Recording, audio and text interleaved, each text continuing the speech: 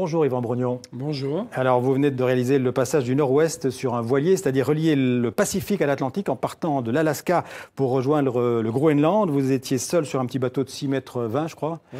Dans un froid extrême, en dormant très peu, parfois complètement coincé, cerné par les glaces. On va en parler, mais on regarde d'abord quelques images de ce défi incroyable et puis surtout de votre arrivée au Groenland avec Michel Ditria de la RTS. On regarde ça. Il en a bavé seul sur ce frêle esquif et sans assistance. Après 2 mois et demi de galère, Yvan Brognon a inscrit son nom à travers les glaces de l'Arctique avec ce périple hors norme. Et si c'était à refaire, il y réfléchirait à 2 fois. Non, c'est beaucoup trop dangereux ce défi. En fait, je pensais vraiment le réaliser dans un créneau assez court, de 50 jours, en juillet-août. Et voilà, les choses ont dégénéré, comme ça peut l'être à la montagne. On dit toujours, quand la tempête arrive, quand la nuit arrive à la montagne, ça y est, c'est le début de la fin. C'est un peu ce qui s'est passé ici. Voilà, j'ai pas pu passer au bon moment. Du coup, il a fallu que je force le passage. Il a fallu que je navigue ensuite de nuit. Il a fallu que je subisse cette tempête. Yvan Brognon a parcouru sur ce petit catamaran sans habitacle les 7500 km qui séparent Nome, en Alaska, de Nuuk au Groenland, au milieu de l'océan Arctique, une voie maritime sur laquelle seuls les brise-glaces avant lui avaient osé s'aventurer. Honnêtement, c'est la première fois que je ressens vraiment la peur sur l'eau. Tu es sur l'eau à 3 degrés en permanence et il y a tout qui est fait pour te broyer. Les glaçons qui se déplacent dans tous les sens, les cailloux qui ne sont pas identifiés. Tout est là quoi, pour te mettre dans l'eau. Et si tu es dans l'eau, tu es mort. Alors Yvan Brognon, des aventures en mer, vous en aviez pourtant déjà connu pas mal, mais jamais aussi dur que celle-là? Bah oui, effectivement, même si c'était un défi très relevé, c'était pas du tout prévu que ça se passe comme ça en fait. Hein, comme je l'explique, je pensais vraiment faire un défi en juillet-août dans les conditions assez maniables en mer Arctique. Sauf qu'effectivement, les glaces se sont mis à bloquer complètement ma route. J'ai resté bloqué quand même presque 3 semaines à faire plusieurs tentatives dans les glaces. Et comment on fait dans ce cas-là? On attend que la glace bouge?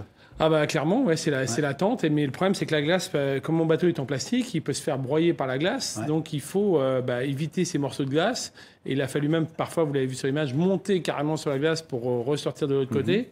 Et parfois, j'ai vraiment cru ma dernière heure arriver. Vous avez cru que vous alliez y rester, quoi. Ah bah oui, la glace est bien plus forte en pression que mon bateau, quoi. Et si vous étiez resté tout seul sur la glace, vous n'aviez pas beaucoup d'espérance de vie, quoi. Là-bas, les secours, c'est 3000 km, donc il n'y a pas vraiment de solution. Non. À mon avis, vous demandez pourquoi tenter ce genre de défi, se faire souffrir à ce point-là? Je voulais essayer de voir si avec un petit voilier à voile, en solitaire, on pouvait naviguer là-bas sur ce parcours-là. Et puis finalement montrer que le réchauffement climatique était passé par là, parce que clairement, avant, il y a 10 ans, c'était 80% de glace ce parcours. C'était juste impraticable si on n'avait pas des bateaux en acier ou des brise-glaces. Et là, avec ce petit bateau à voile, sans moteur, sans rien, finalement, cette année, j'ai réussi à passer en solitaire. Donc, ce qui veut dire qu'il y a 10 ans, vous ne seriez pas passé. Donc, le dérèglement climatique, ça veut dire quelque chose. Vous l'avez vu, vous l'avez rencontré. C'est quelque chose de significatif. Et en discutant en plus avec les pêcheurs sur place à des mouillages, qui m'expliquaient qu'eux ne connaissaient que la banquise il y a 20 ans, forcément, on voit bien que maintenant, certaines zones sont ouvertes pendant 3-4 mois avec juste de la mer. Vous avez parlé des pêcheurs, vous avez fait d'autres rencontres au cours de ce voyage, j'imagine? Ou bien vous avez été tout seul pendant 2 mois et demi? Tout à fait, j'avais le droit d'avoir personne à bord, mais pourtant au dernier mouillage, j'ai eu droit à un ours polaire qui est monté sur le bateau pendant mon sommeil. Donc ça a été un réveil brutal et j'ai vraiment cru que j'allais me faire croquer. Et il a fallu que je lance des tirs en l'air avec mon arme et que j'attende patiemment qu'il veuille s'en aller, mais j'ai vraiment cru que c'était la fin. Vous avez parlé de sommeil, le repos, on sait que c'est important quand même pour un marin. Comment on fait pour se reposer pendant 2 mois et demi quand on est tout seul?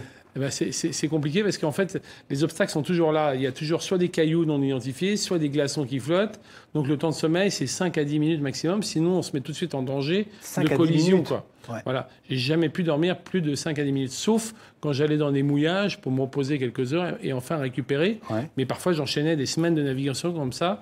Et il a fallu vraiment que j'apprenne à me réveiller carrément à chaque fois. Sinon, c'est une collision dans une falaise. Et puis là, le bateau, il se disloque. Et l'eau, c'est ça le problème. L'eau que j'avais sous mes pieds, elle était toujours à 0 degré. Donc, c'était un danger permanent et une durée de vie, forcément, de quelques minutes seulement en cas de problème. Alors là, vous avez prouvé en fait que le passage du Nord-Ouest était praticable, hein, même si c'était compliqué encore. Mais vous l'avez fait pourquoi? Pour dire attention, on va bientôt pouvoir le faire passer des tankers, ou bien vous l'avez fait pour dire au contraire, c'est une bonne occasion économique? Non, je voulais vraiment alerter parce que c'est bien, on fait des études scientifiques, on étudie avec les satellites et tout, mais je pense qu'il n'y avait rien de mieux que d'aller sur le terrain et de montrer clairement comment c'est sur le terrain et de voir concrètement la zone. Et c'est vrai qu'un bateau à voile, c'est formidable pour ça, parce que les autres bateaux, ils font quoi? Dès qu'ils sont bloqués, ils poussent la glace, ils mettent les moteurs, ils mettent les gaz. Oui, vous, c'est ils un font vrai leur test, chemin. quoi. Moi, c'était le vrai test. Est-ce qu'avec un bateau à voile, on passe, et en plus en solitaire, tous les autres peuvent passer. Merci. Donc c'est inquiétant quand même. Merci, ce sera la morale de votre histoire. Merci Yvan Bourgnon d'être venu nous en parler dans 64 minutes. Merci beaucoup et puis bon vent pour la prochaine expédition. Le Focus Entreprise du vendredi maintenant, Guy Bogart nous présente la célèbre association Relais et Châteaux. C'est une association créée en 1954 qui regroupe aujourd'hui plus de 550 hôtels et restaurants sur les 5 continents.